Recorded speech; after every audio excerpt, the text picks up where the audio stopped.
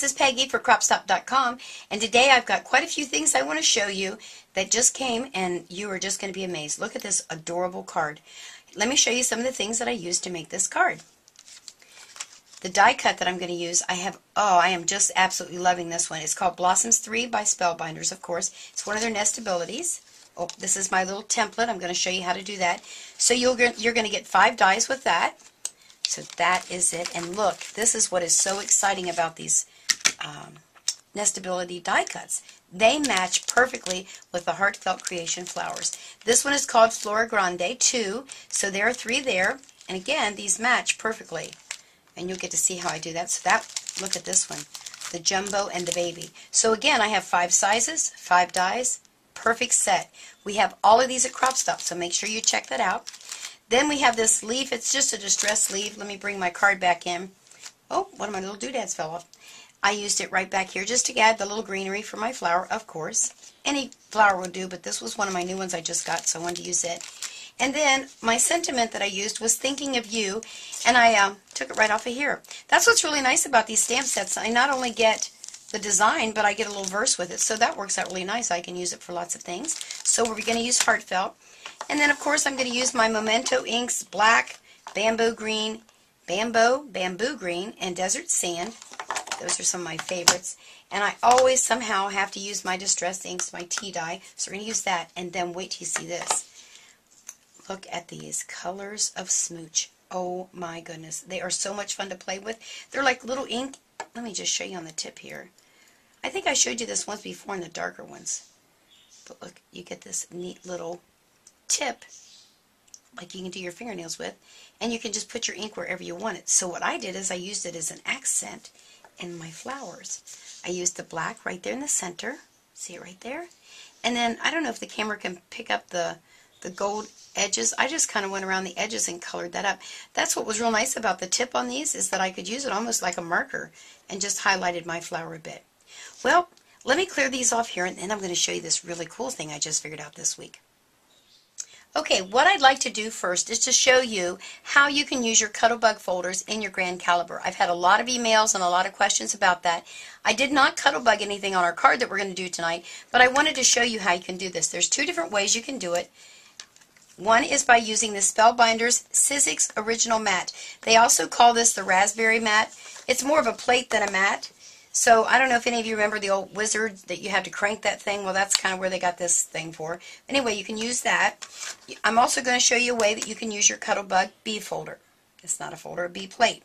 Now I got myself all messed up with these folders and plates. Let me just show you how you do it. You're going to be using your C plate. It's a cutting plate. We're not going to be cutting, but we're going to use it because of the thickness. You're going to use that. Your folder with the cardstock in it. Now this is just a 5x7. No reason. You can obviously use your other smaller ones, but I used that because that's what I grabbed. And then you're going to put your little, we're going to use the wizard plate first. I call that the wizard because it's the wizard plate. Alright, so we're going to stick it in there and just crank it through.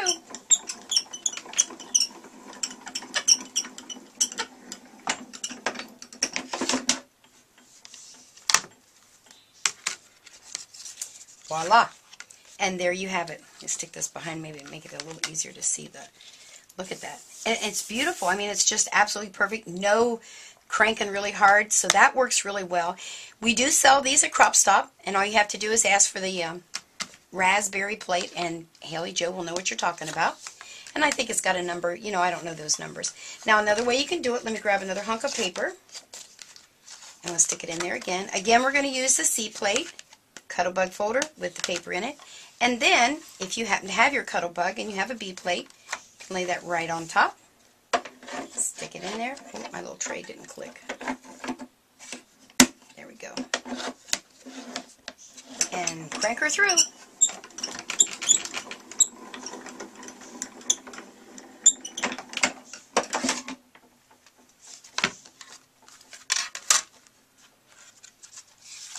And there you go. They're exactly the same. So it's whatever you have, you can use. If you don't have either one, then go over there to CropStop and get you one of those Raspberry Wizard mats. It's called the Sizzix Original Mat. Okay? That was just an extra. Had nothing to do with the card, but I wanted to answer the questions that have been out there. The Grand Callibur will do everything. So, there you go. Let me clear this up and let's get started on that card. Now the first thing I did in this card is I took my matte piece, and I'm not sure if the camera can show that real well, but I stamped on the background to give my paper a textured background with the flower. I used the exact same stamp, so let's just do that real quick. I used desert sand. Make sure we get her inked up real good. And remember, when you're stamping, have your craft mat there, and actually, hang on a second, let me grab my ink pad. This isn't my ink pad. I meant to say my stamping pad. You want to make sure you do that. You're going to get a much better stamped image if you use these. So let me just, I know that ink probably dried out while I ran over and got that. I'm glad Steve is so patient and lets me get my tools at the end. Now, what I was saying is you want to make sure that when you're stamping your background, you want to stamp off the edge a little bit. So that'll give you your background. So let me stamp that up real quick.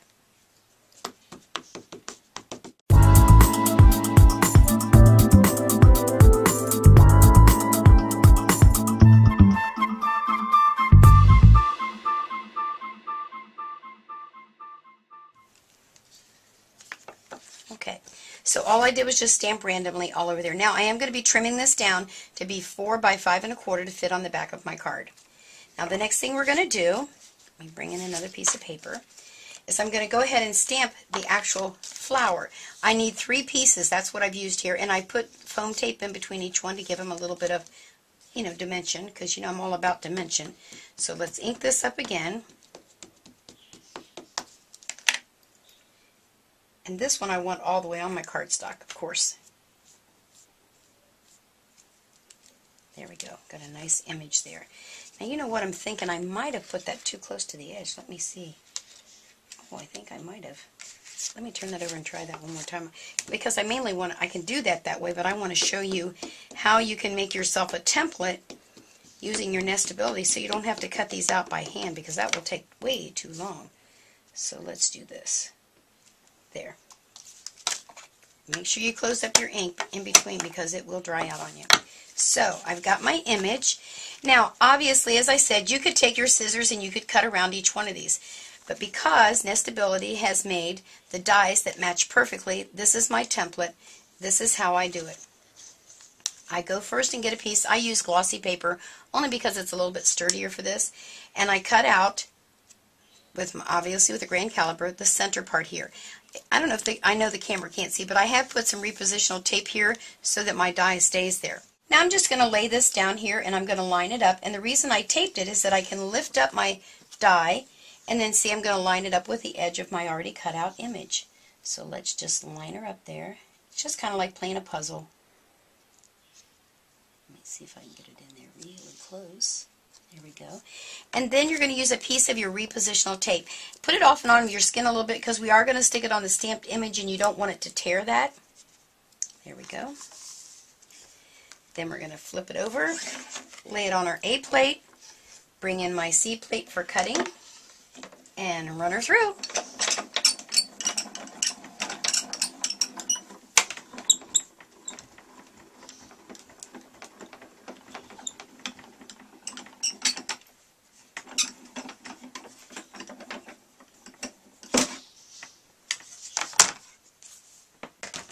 Let's see how I did.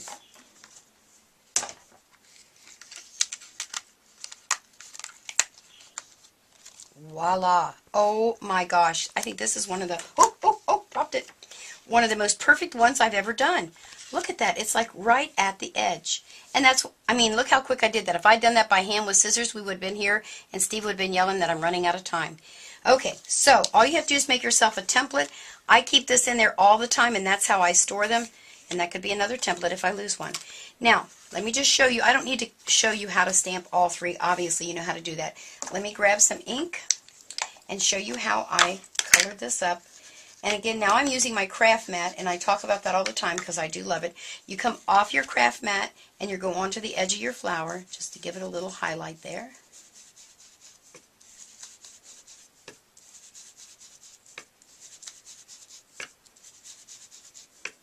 Once I go all the way around, I kind of just give it a little coloring on the inside. I don't press hard, just to give it a little highlighting in there. So there's that.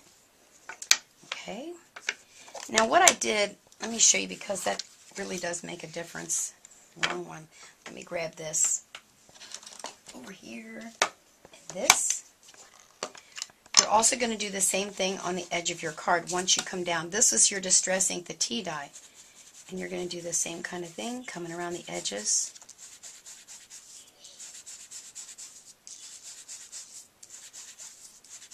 Okay, so simple, simple. And again, you're going to trim that down. And then what I did is I took a little bit, not a lot, and came back around the edges of my flower and gave it a little darker.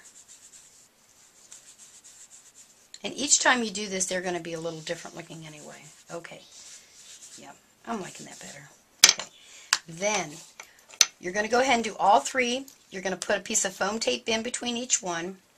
And if you wanted to, you could take your scissors and cut down these lines, and you could curl those petals to give them more of a look with your little scissors. See how that even curls just with nothing. So if I were to cut this down here, I could curl those up real nice for you. And then this is when I brought in the smooch. Now this one I thought was black, and actually it's not. It's a coppery color. So let me open that up.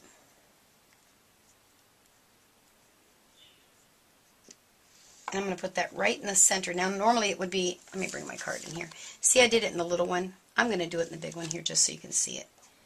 And look how you just, like you're drawing a picture. And look how nice. You can make them big, little.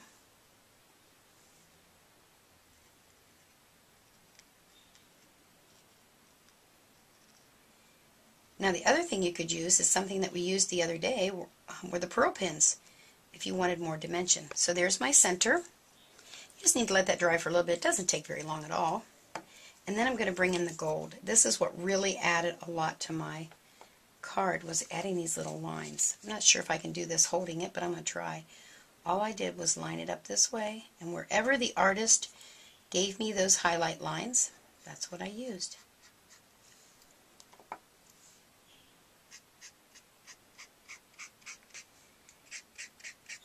I know you don't need to see me do all of this, but you get the idea how this just adds that little shimmer to it.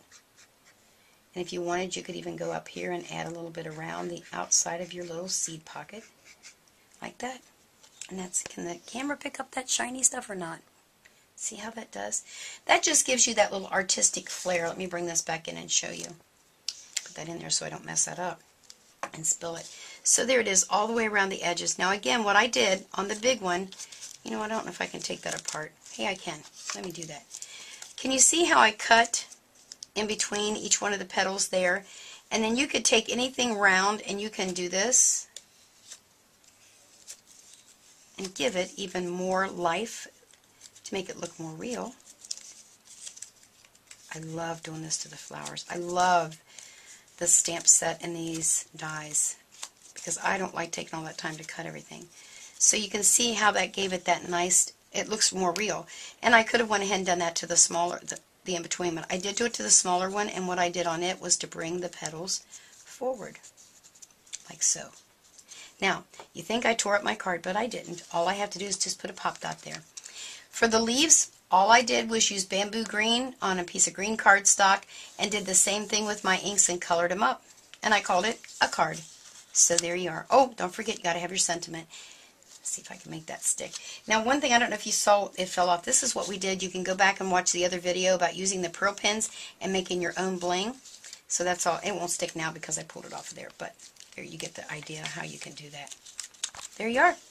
So make sure you stop over at CropStop and get yourself the Nestabilities Blossoms 3. I just love this. Oh, these dies. And don't forget to pick up the Heartfelt Creation stamps that go along with it. I hope you learned something. And don't forget, use your Grand Callibur for everything. She's a great girl. Have a good night. Bye.